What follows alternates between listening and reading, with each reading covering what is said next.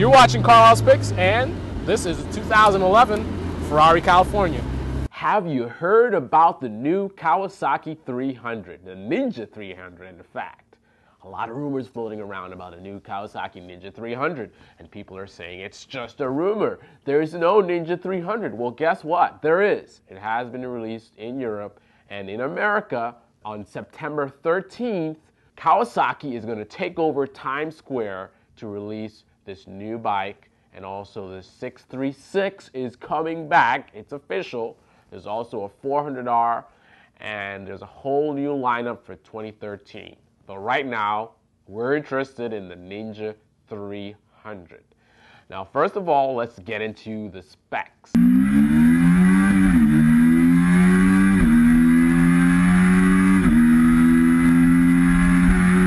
It's a bike very much like the 250R, however, we have a bigger engine. 296cc parallel twin engine pushing out 39 horsepower, up from 31 with the Ninja 250R. And the torque is up to 20 from 16. So you've got an increase in horsepower and torque naturally with the 296cc engine. Now, as far as the power delivery, it's going to be very similar to the power delivery on the 250R. It's just more everywhere because it's a bigger engine. So you're still going to have that early fall off in power, which I think is kind of to save the engine because it's a smaller, weaker engine. So you're going to tend to rev it more to get the max power out of it. Again, because you don't have that much power, so you want to use up all the power you have. So you want to high rev it because these bikes make most of their power up high. So similar power curve to this 250R, but the horsepower is up, the torque is up. Now I know you leader bike guys are laughing. Oh man, 20 pounds of torque. But for people like myself who actually enjoy smaller, lightweight bikes that are very flickable, very fun to ride in the twisties, on some of the best roads, you want a really small bike. For people that like those small bikes, and people use the 250s on the racetrack.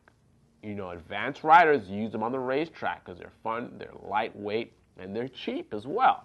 So it's not just for beginners, but it's also a very beginner-friendly bike because it doesn't have as much power, not as intimidating as well. What else? Slipper clutch. It has a slipper clutch, which is pretty awesome to have on a small bike like this, which is, you know, a lot of bigger riders are going to be riding on. And this is for you guys that don't understand what the slipper clutch technology is. The slipper clutch is basically going to make shifting easier for a new rider. It's also a safety feature as well, because one of the issues you have with shifting, if you don't shift properly, you have rear wheel hop, which is where the torque of the engine causes the back wheel to kind of hop, literally, you know, which is not a good thing. Another new addition to the Ninja 300 is ABS. So another safety feature is pretty cool. You're seeing the ABS systems being introduced to the higher end bikes. The new leader bikes have ABS systems available as an option. So the Ninja 300 can be bought or will be able to be purchased with an ABS system or without. So again, you've got more horsepower, you've got more torque, you got a slipper clutch, you've got an optional ABS system. They've made some other modifications as well, subtle modifications here and there as well to the bike. Like, for example, the clutch lever is more friendly to a smaller hand. So people with smaller hands, I guess the previous 250 bike, you know, you had to kind of have a wide grip to reach it and pull it back. So they've made it a little bit closer. So a lot of little tweaks to it. Also, wider rear tire. It's up to a 140 from a 130. So you got a wider tire, supposedly for stability.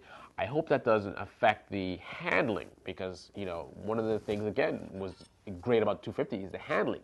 It's lightweight, it's small, and also those narrow tires are going to help as well. A wider back tire could potentially affect the handling, but I don't know. We're going to get on the bike, and we're going to test it out, and we're going to let you know. But it's definitely a different tire. And also, it has new wheels. The wheels look pretty good. So all in all, the bike looks great, very impressive. I think this is a bike that new riders will definitely not be afraid to show anyone. I mean, the old 250s were horrible. I mean, I think 2007 was the last one. That was a bike, you bought it just to practice. You kind of practiced on your own, and you kind of told people, oh, I got a bike kind of thing. You may not even show them pictures. This is a bike that you're going to show pictures. You're going to say, look, I got this new Ninja, check it out, to your buddy with the old 1999 CBR 1000. He's got that old bike, big power, but whatever. Your bike looks way better than his bike. What's going to happen to the 250R? I'm not sure. I'm going to find out directly from Kawasaki in about a week. But my speculation right now is I believe that the 300cc bike is going to replace the 250R. So I think we have seen the end of the Ninja 250R for now. Maybe they'll introduce it back again in the future. I don't know. But I think the 300cc bike is going to replace the 250R. So rather than selling the 300cc bike and a 250cc bike, I think they're just going to be selling the 300, which makes sense. Because, I mean, other than a lower price point, like why would you buy the 250 over the 300? I don't know. That just seems a little bit competitive. And then you got the 400R. It's a little bit much. So I think 250cc bike is going to be going away. The 300 is going to be the replacement.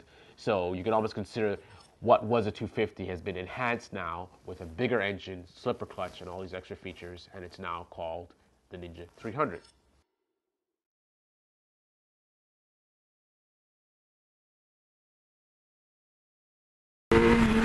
Actually, I've gotten in the habit of getting a very forward-facing riding position because of the fact this thing has so much power. There we go.